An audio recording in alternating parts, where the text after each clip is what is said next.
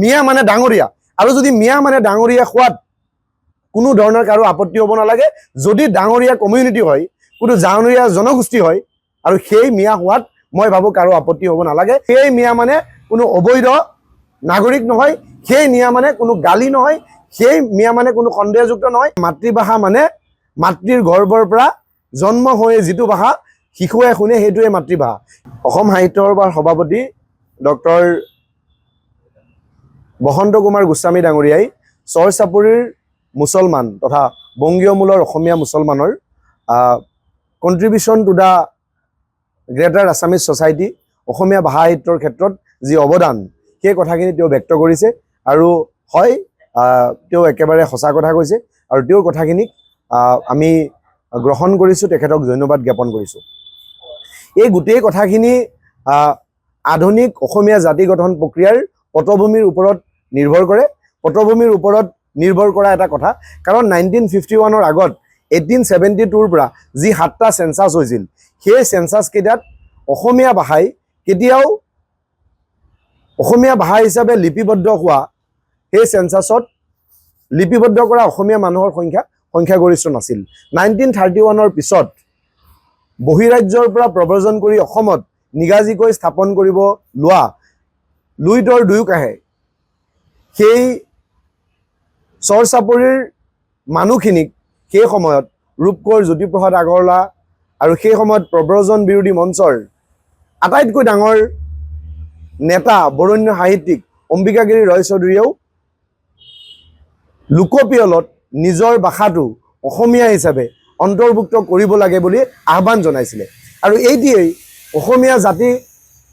বৃহত্তৰ অসমীয়া জাতি গঠন প্ৰক্ৰিয়াৰ পটভূমি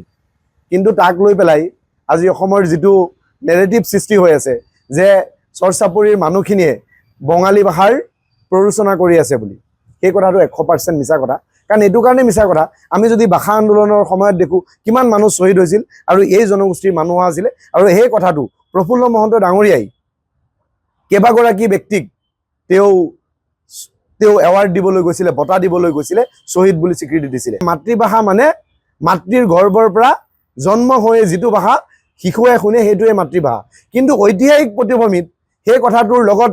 এই কথাটোৰ কিবা মিল আছে জানো আজি টি গাৰ্ডেনৰ মানুহ আৰু এই মানুহখিনি একেটা সময়তে অসমত আহিছিলে কিন্তু টি গাৰ্ডেনৰ মানুহখিনিক অসমীয়া হিচাপে বিনা কথাত সকলো মানুহে স্বীকৃতি দি আছে এই মানুহখিনিক স্বীকৃতি দিবলৈ কিয় মানে আপোনাৰ এটা পৰিৱেশ সৃষ্টি হৈছে গতিকে এই কথাখিনি এটা কথা স্পষ্ট কৰিছোঁ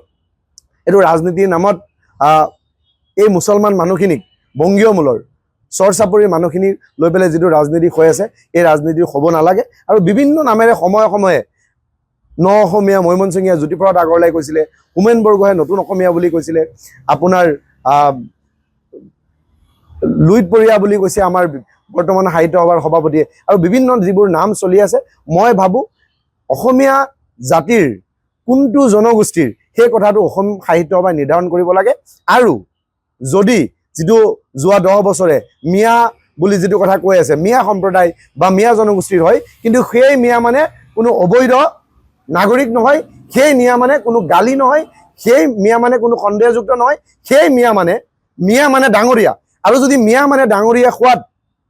কোনো ধৰণৰ কাৰো আপত্তি হ'ব নালাগে যদি ডাঙৰীয়া কমিউনিটি হয় কোনো ডাঙৰীয়া জনগোষ্ঠী হয় আৰু সেই মিয়া হোৱাত মই ভাবো কাৰো আপত্তি হ'ব নালাগে আৰু সেই কথাটো অসম সাহিত্য সভাই পুনৰ এবাৰ এই মানুহখিনিক